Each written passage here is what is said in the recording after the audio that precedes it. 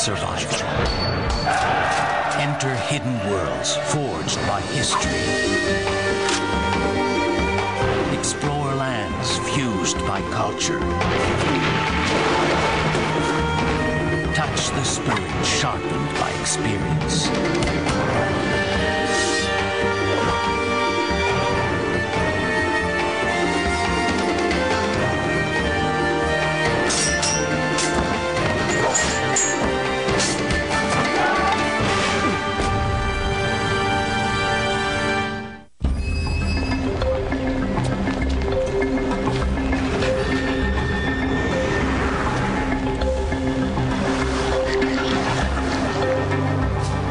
Japan. Lightning-paced, ultra-modern, and unnervingly complex, Japan can be a cultural minefield to outsiders, not attuned to its subtle and precise etiquette. A martial artist with over 25 years of experience, Josette Normando has come to Japan to go to the core of Aikido at its birthplace. Created in the early 20th century, Aikido is a strictly defensive, empty-handed martial art. The Aikidoist can never attack because his art contains no attacking moves. Instead, the Aikidoist uses their attacker's strength and momentum against them. The harder they come, the harder they fall.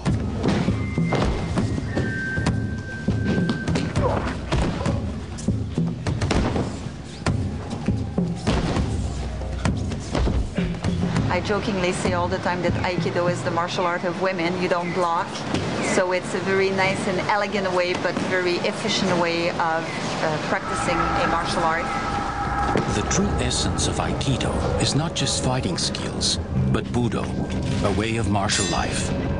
It is a refined martial spirit that evolved out of the savage warfare of ancient Japan.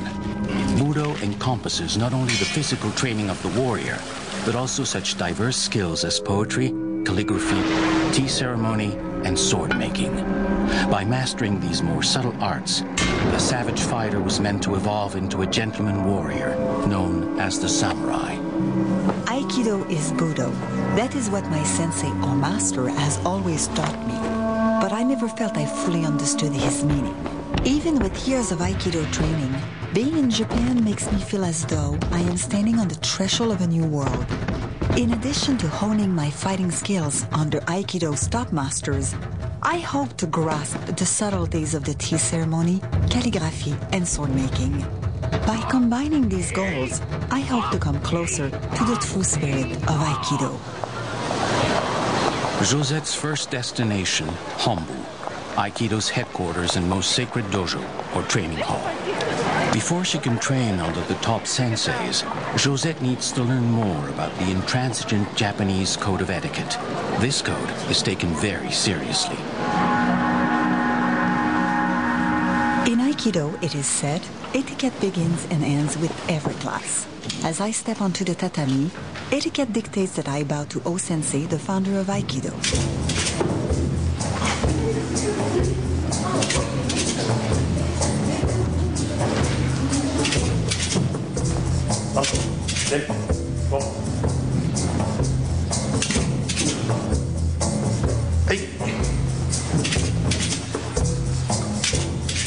Every class begins with warm-ups.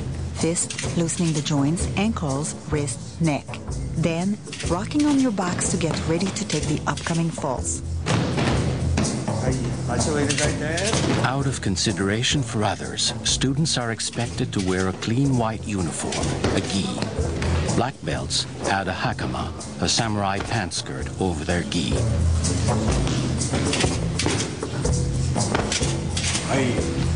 An Aikidoist needs a partner to practice. Respect is essential, since the attacker gives his body to the defender so that he can practice his technique. Students alternatively assume both roles, uke and nage, attacker and defender.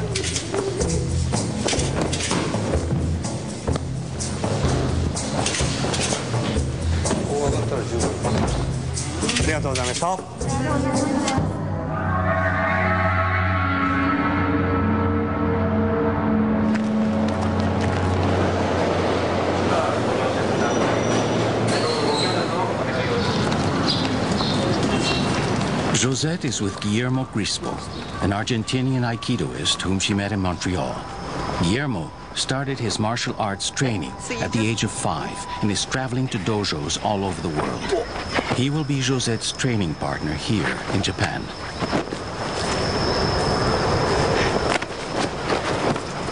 Josette and Guillermo start training with weapons in preparation for their meeting with strict Aikido master Saito Sensei. They're hoping to be accepted as live-in students, and they want to be ready for the highly disciplined dojo and the sensei's extreme military-style weapons training. O-sensei created Aikido as an empty-handed method of defending against sword attacks. Training with weapons helps the Aikidoist develop a keen sense of timing. Yeah. The boken, a wooden sword, reproduces the weight and shape of the katana, the traditional Japanese sword.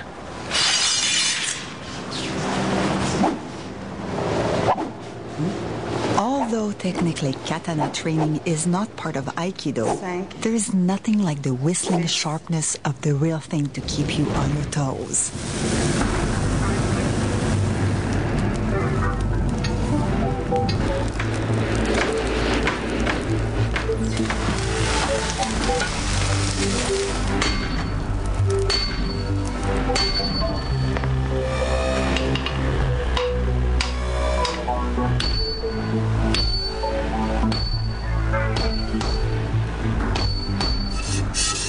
Descended from a family of craftsmen that goes back 10 generations, Yoshindo Yoshihara is one of Japan's last traditional sword makers. In ancient times, the art of sword making was considered Budo.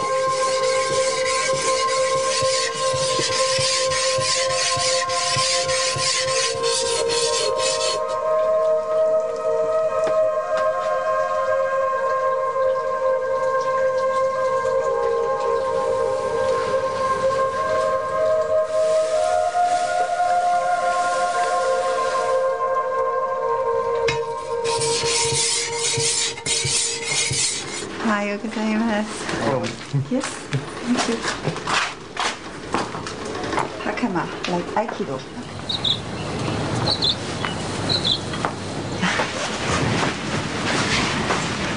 Sensei, I have been told many times that the katana is the extension of my ki, my inner self.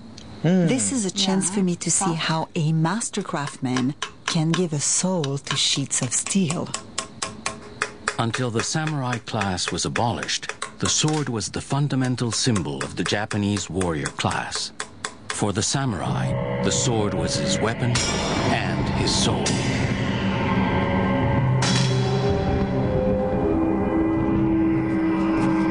This pageant at Nikko Edomura features the story of the blind swordsman saving enslaved women from their captors.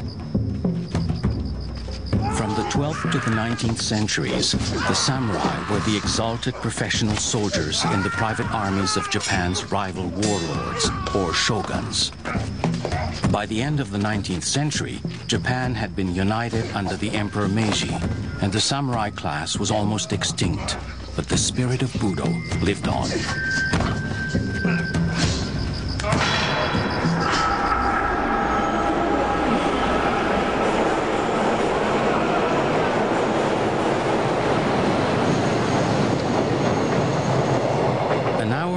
Out of Tokyo, Josette and Guillermo are on their way to the Aiki Ibaraki dojo to ask Saito Sensei to accept them as in-house students. If accepted, they will undergo training that will tax them to their limits. Still not to get. Okay, so I guess we have to go this way. At the age of 7, Hitohiro Saito Sensei started to learn Aikido under O-sensei, his father's master.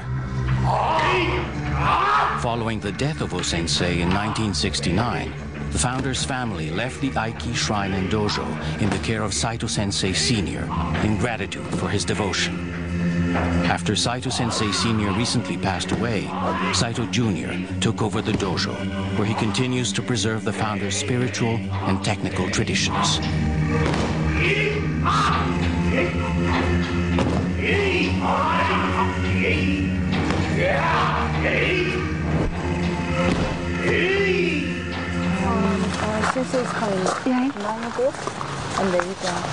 If we are accepted as uchideshi, or living students, we'll be in for some serious training. Yes, we have to register. Before we can proceed, the head uchideshi gives us a taste of how things work here. Students must strictly serve and obey the sensei at all times. I took a chance by coming here without a letter of introduction. I should have known better. Now the question is, will we get into this dojo, or is our journey over before it has truly begun?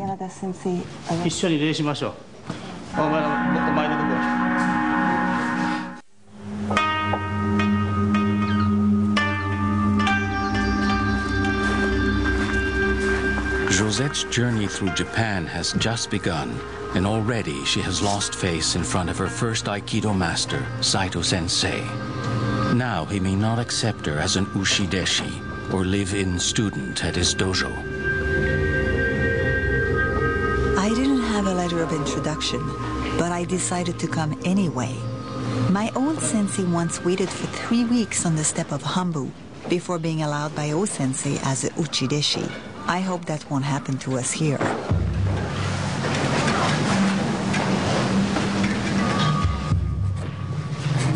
After keeping us waiting for a while without an answer, apparently Saito Sensei has finally made up his mind.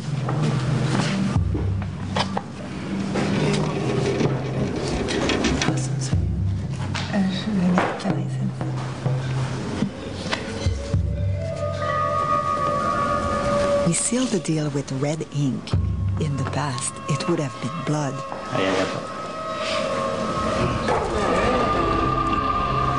It's her first day, and by 6 a.m., Josette has already done an hour of chores. Now, she heads over to the first of many daily training sessions with Saito Sensei.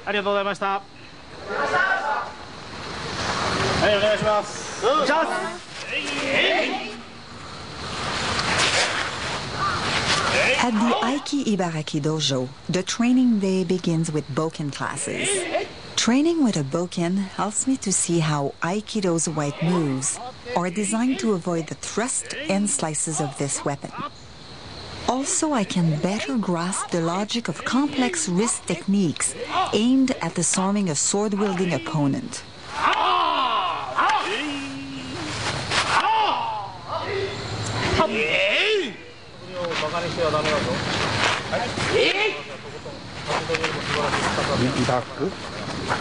In Aikido, you don't block, because against a sword-wielding opponent, you would lose your hand.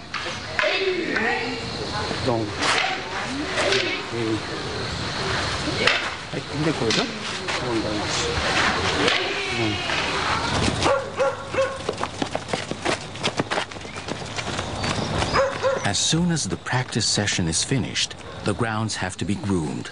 The students pick off dead leaves and rake each stone back into place to keep the front of the shrine arranged like a Zen garden. Here, there is even a precise, formal way to rake.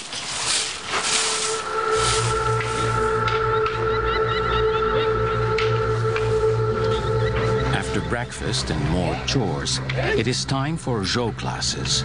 A Jo is simply a stick that is used to improve timing, focus, and muscle memory, skills that are crucial in Aikido.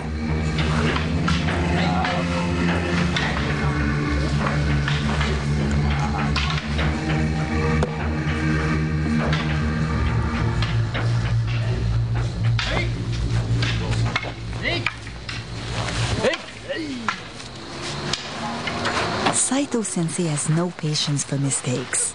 In my decades of martial arts training, I've had many demanding senseis, but never one as rigid as him.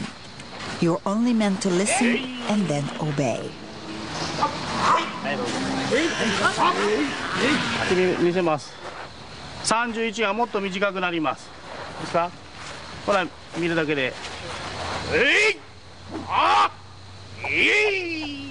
あ、あ、あ、あ、あ、あ、あ、あ、あ、The head Uchideshi tells Guillermo and I that we have to give a donation or tamaguchi. So minutes before next training, we run to the nearest store to purchase the specific tamaguchi envelopes. It's part of the dojo etiquette. Returning to the dojo, the head Uchideshi tells me I used the wrong kind of calligraphy on the envelopes. Then she suddenly adds that we also need to present Saito-sensei with 2 bottles of sake. Off we go again. Back at the store, we choose 2 elegant-looking bottles that seems to be of fine quality, then we hurry back. But we are wrong again. The head Uchideshi is furious. Apparently the bottles are the wrong size. Even with the best of intentions, we have created nothing but irritation and disappointment. Life at the Aiki Ibaraki dojo is Spartan, and the schedule changes arbitrarily.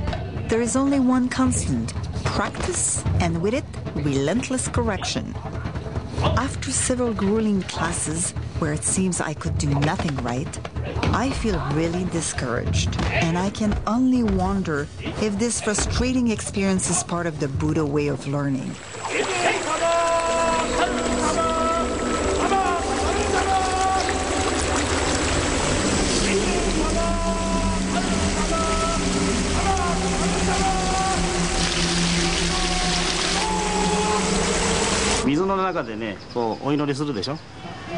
Out of the blue, Saito-sensei invites me to the waterfall where O-sensei went every day when visiting Iwama. In light of his usual cold and distant behavior, the sensei's offer is quite a surprise.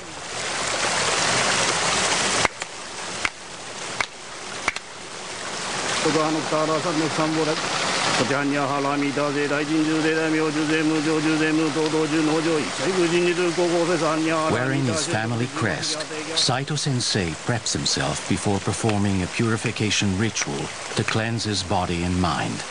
In ancient times, monks and warriors used to perform such religious purifications.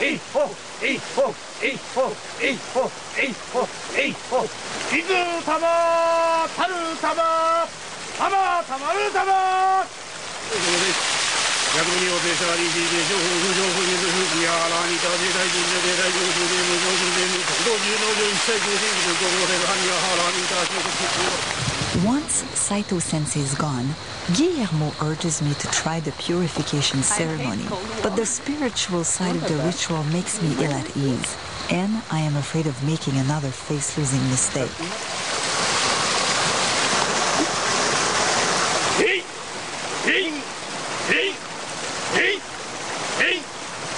On your back, on your back.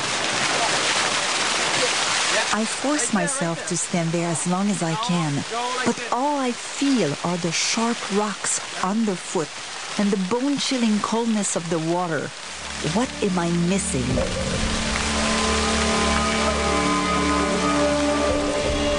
I feel I am farther than ever from grasping the true essence of Budo.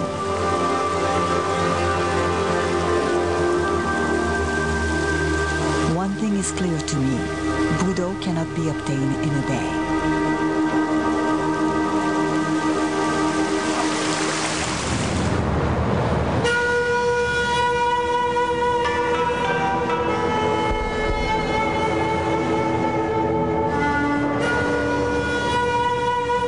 Josette is at the Tokyo Narita airport waiting for the famous New York master Yamada Sensei, who has agreed to introduce her to the leader of the Aikido world. Through him, she is hoping to discover where modern Aikido is headed.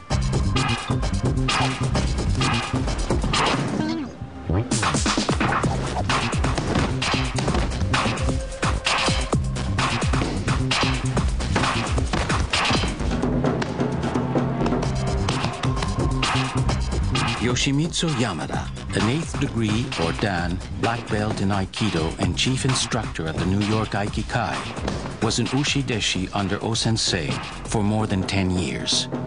He was selected by the founder's son to leave Japan to spread Aikido throughout North America. Today, Yamada Sensei is the chairman of the United States Aikido Federation and teaches seminars all over the world. He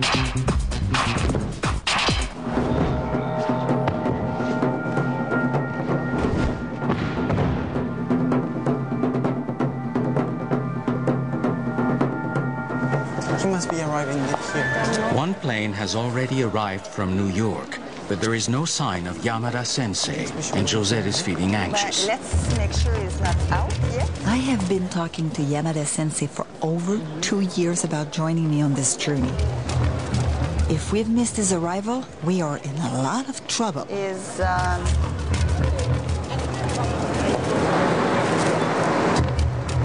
Il arrive à 4h10, Terminal 2. Il a pris Japan Airlines flight number 5. Let's go. Merci. Bye. After a series of phone calls, Josette finally gets a flight confirmation. Yamada Sensei's plane is due to land right away at another terminal. Comment ça va? What a relief. In Aikido, keeping a sensei waiting is unforgivable. After 2 years of preparation, he could have literally just walked away.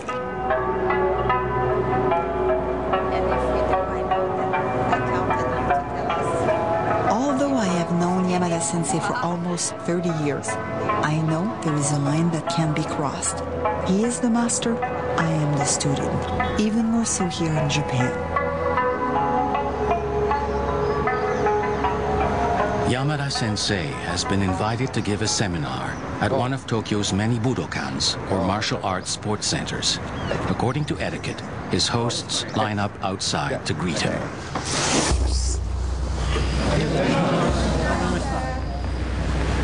Yamada Sensei typically begins his warm-up sessions with breathing exercises.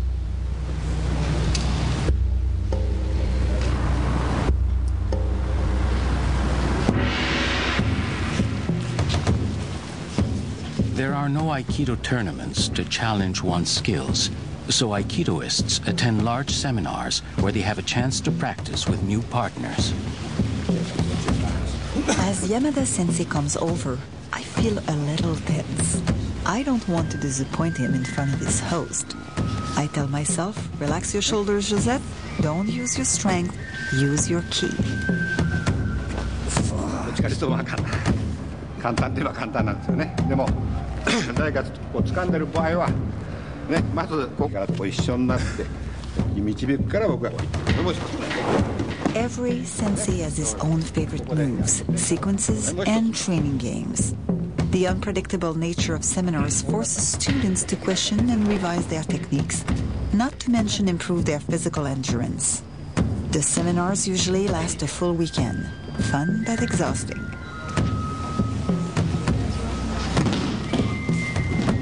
There are a lot of people at a seminar and no room for ego. You have to protect your uke by constantly being aware of your surroundings as you throw him to the mat.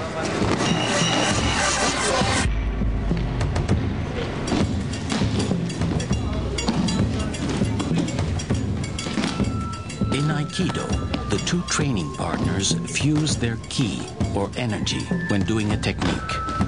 The attacker's energy is transferred to the defender, who channels it back again. The combatants are two sides of the same coin, and not just two coins smashing against each other.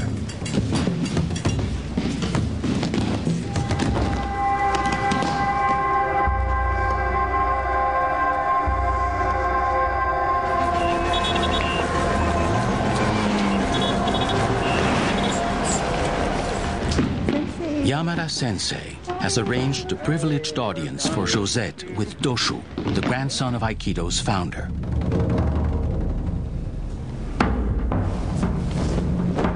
Moriteru Ueshiba, the grandson of O-sensei, has been the general director of the Aikido World Headquarters at Hombu since 1986, when he took over from his father. At his father's passing in 1999, he was granted the hereditary title of Doshu, or leader, and became permanent chairman of the International Aikido Federation. Now in his 50s, Doshu works to preserve the founder's heritage, his teachings, and the spirit of Aikido.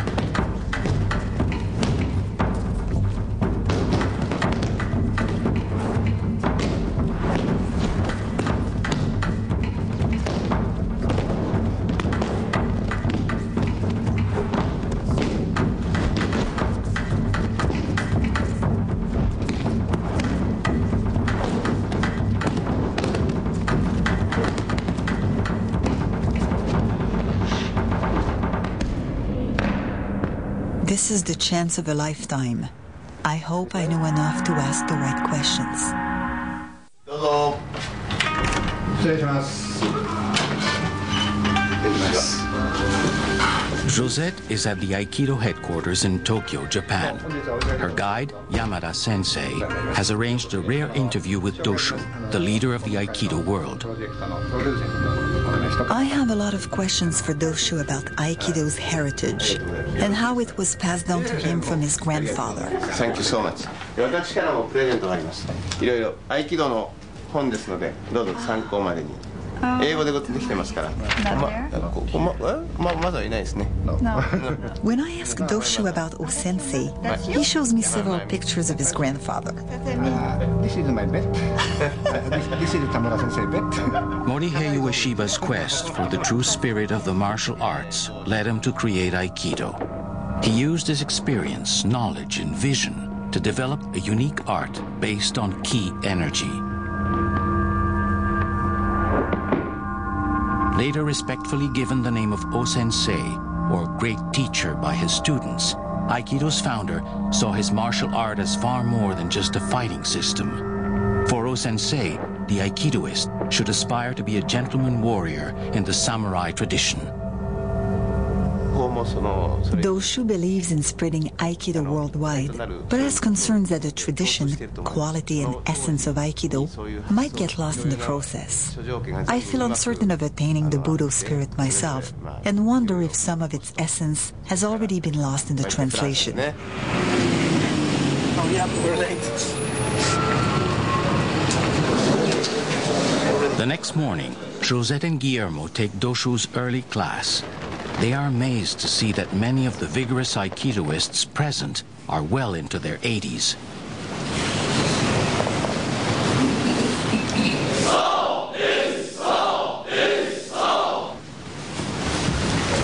Training in a sea of black belts at Humble with the leader of the Aikido world is intimidating, to say the least.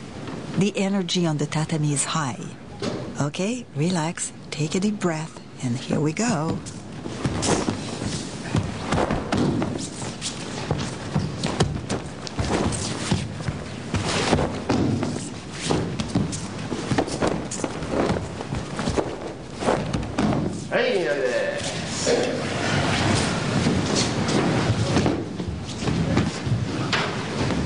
As I bow to the person in front of me, I realize he's one of Doshu's uchideshi, or live-in students.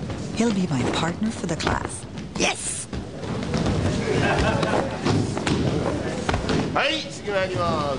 My training partner corrects me through subtle hints. He offers enough resistance to make me work hard, but without fighting me. In other words, he's a great uke.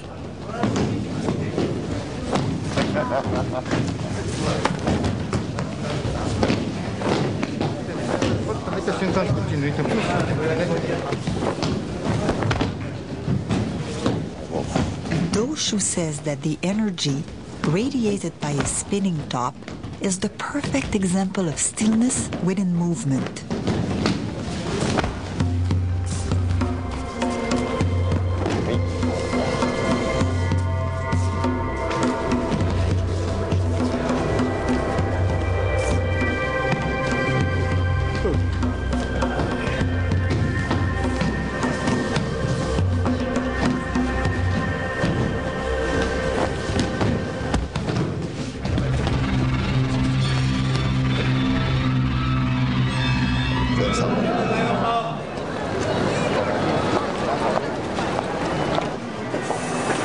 Doshu has granted Josette the honor of accompanying him to a tea ceremony. So Josette is shopping for white socks, one part of the required etiquette. Konnichiwa. Hoshinji Temple, home of renowned tea master Kobori Sensei.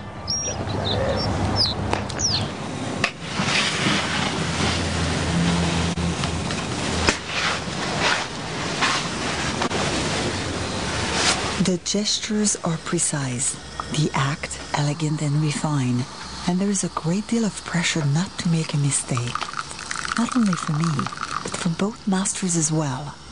This is the first time that Doshu has faced his tea master since becoming head of the Aikido world.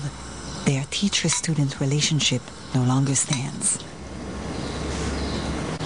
In ancient times, the samurai saw the tea ceremony as an important step to attaining Budo. The attention to detail is a part of a way of life that seeks excellence in even the most ordinary tasks. The concept of tea-drinking rituals began with Zen monks in Japan in the 13th century. Tea kept the monks alert through long meditations. In the 16th century, there grew up a new approach to tea called wabi, meaning simplicity and absence of ornament. Besides wearing white socks, I had to bring a small purse containing a knife and several sheets of paper to receive the small almond cake and pick up its crumbs. The kit also includes a small fan to draw up symbolic boundaries between host and guest.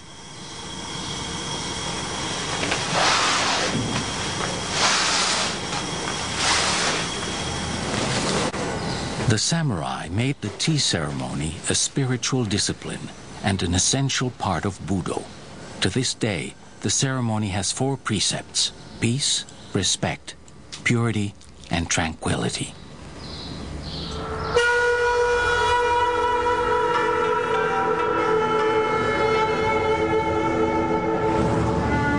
Yamada Sensei, Josette, and Guillermo leave Tokyo to pursue their pilgrimage to the Kumano Mountains, considered Japan's Holy Land, an area steeped in sacred meaning for the samurai and for O-sensei.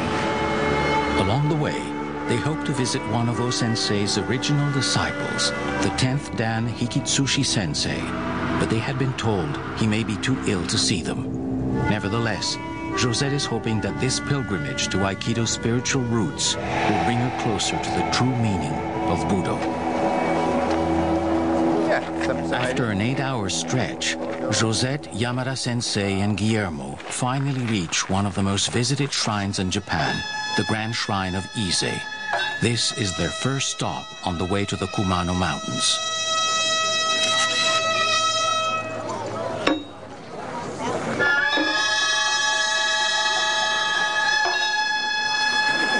This is my second attempt at a Japanese ritual purification.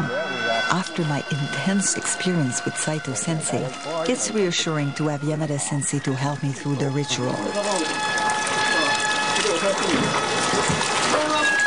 Since ancient times, pilgrims have purified body and mind by washing their hands and rinsing their mouth with the waters of the sacred Isuzu River.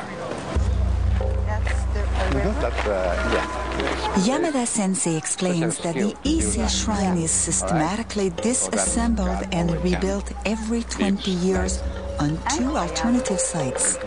This ensures that the carpentry skills will continue to be passed down through the generations.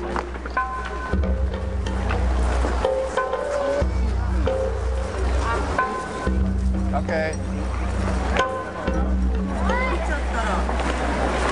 So, the car is coming. Oh, here it is. Josette is offered a Daruma doll by Yamada Sensei. The Daruma is based on the legend of an Indian Buddhist monk known in China as Bodhidharma and in Japan as Daruma, who lost the use of his arms and legs after 9 years of sitting in meditation. The doll has a weighted bottom and rounded shape and automatically regains its balance after being tipped over, representing persistence of spirit and recovery from misfortune. A symbol of good luck and protection in Japan, the Daruma doll is traditionally given at the start of a new venture. To make a wish come true, Yamada Sensei tells me to paint its left eye black. At the end of my pilgrimage, if I am granted my wish, I should paint the second eye.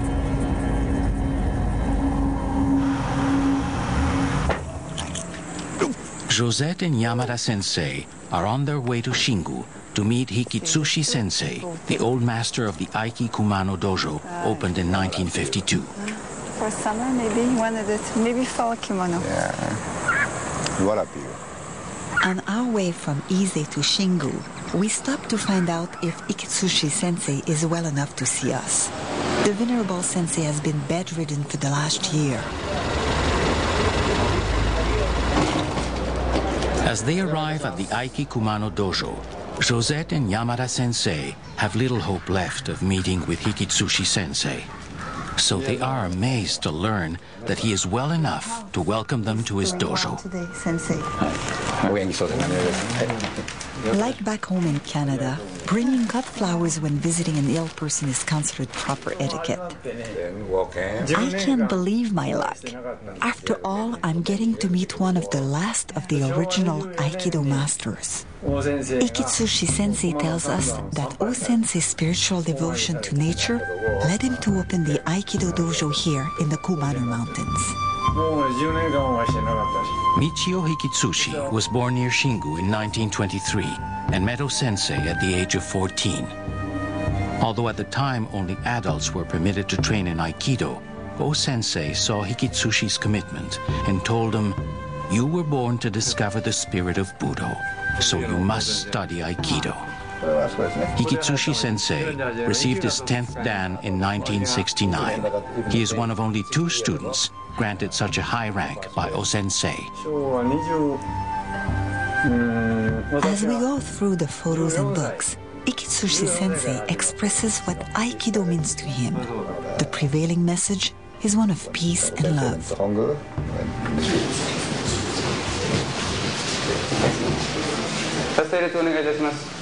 The students are stunned. Hikitsushi Sensei has not set foot in the dojo in more than 2 years, and here he is teaching.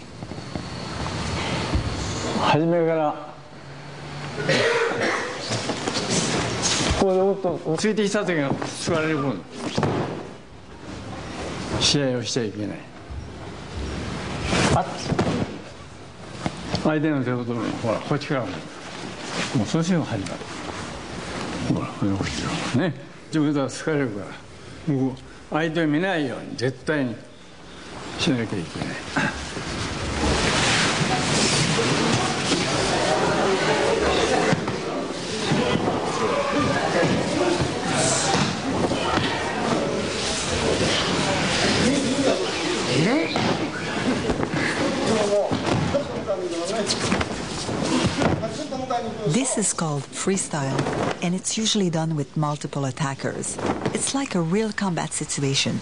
You have to be fluid, stay focused, and be inventive.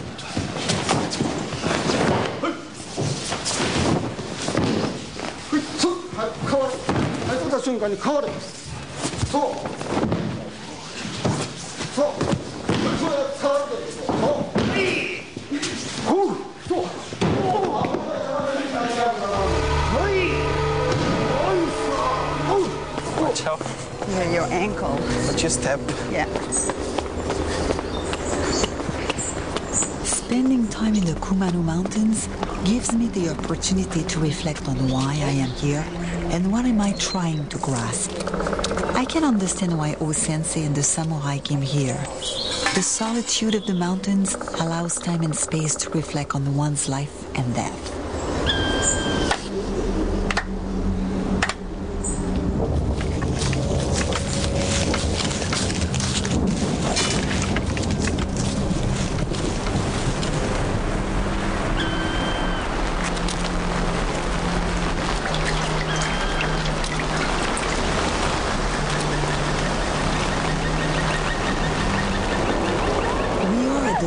Falls, where samurai once performed their purification rituals.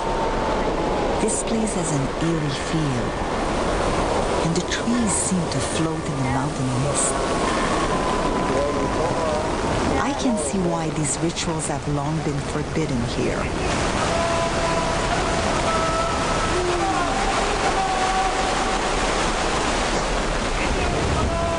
Falls have always been considered to be the embodiment of a god. In past centuries, pilgrims and samurai worshipped the falls.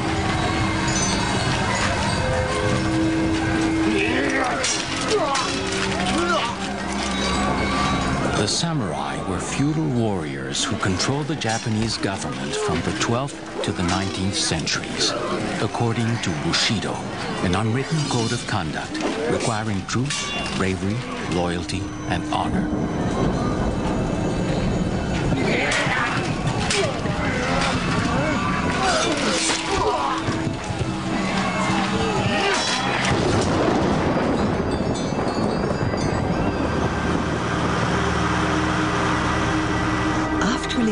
Tomodachi Falls, we stop at the feet of the Kumano Mountains in Tanabe, O-sensei's birthplace and final resting place.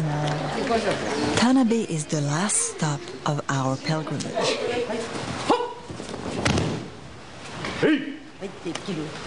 Gomita Sensei asks Yamada Sensei if he would grant her and her students the honor of teaching the class. The sensei agrees gracefully. My time in Japan is almost over. My quest to determine the essence of Budo is still uncertain. Will I get any closer to my goal during the final days of my journey? Josette's pilgrimage in Japan is about to end. She is here on the grounds of the Kozanji Temple with Guillermo and Yamada Sensei to pay respects to a man who truly defined the martial art of Budo, so central to Aikido. O-sensei. As an Aikidoist, I feel like one of the founder's grandchildren. By coming to the temple grounds, we are observing an ancient Japanese tradition, visiting an ancestor tomb, part of the Japanese sense of duty towards the dead. It is a fitting place for O-sensei, a man who believed deeply in peace and harmony.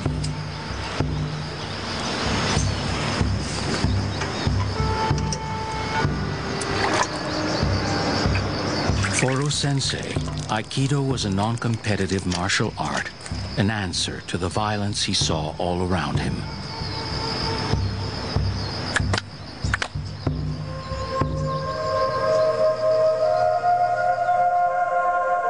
This is a tape of O-sensei. The first time I saw this, I was a young Aikidoist. I never forgot this old man throwing down a series of opponents like it was nothing, hardly even moving. Some 30 years later, the sight still inspires me. The atomic bombing of Hiroshima and Nagasaki had a tremendous impact on Aikido's founder. O-sensei felt that harmony and non-aggression were the only answers to violence. In the martial art he created, there are no attacks and no aggression, making Aikido, in essence, the martial art of love. Living this experience wouldn't have been possible without Yamada Sensei's goodwill. How can I show him my appreciation and respect? I try to think of a meaningful gift, something that will show him the effort I've made to grasp Budo. Calligraphy came to mind. Along with sword making, tea ceremony, and flower arrangement, calligraphy is one of the skills samurais studied to obtain Budo. Despite my complete lack of training, I tried to draw the 3 kanji or Japanese characters that makes the word Aikido as a gift to Yamada Sensei. I thought I was going to have a nice little practice with Guillermo today, but suddenly, Yamada Sensei starts calling the attacks, just like during an Aikido exam. This is quite stressful. I tell myself not to think or I'll stop reacting naturally to the attack. Every time he calls an attack, we have to switch techniques and we're not allowed to do the same technique twice. The sensei wants to see that we have mastered the different combination and that our movements are fluid.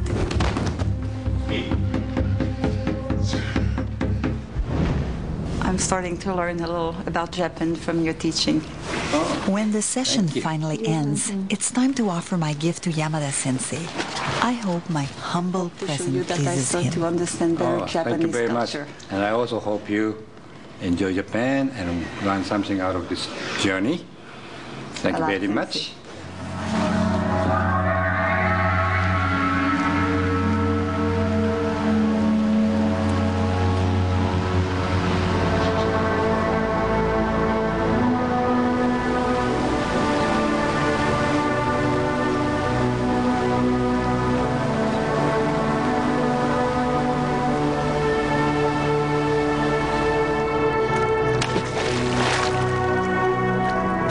In the aftermath of great destruction and suffering, Aikido was born out of a need for peace and harmony.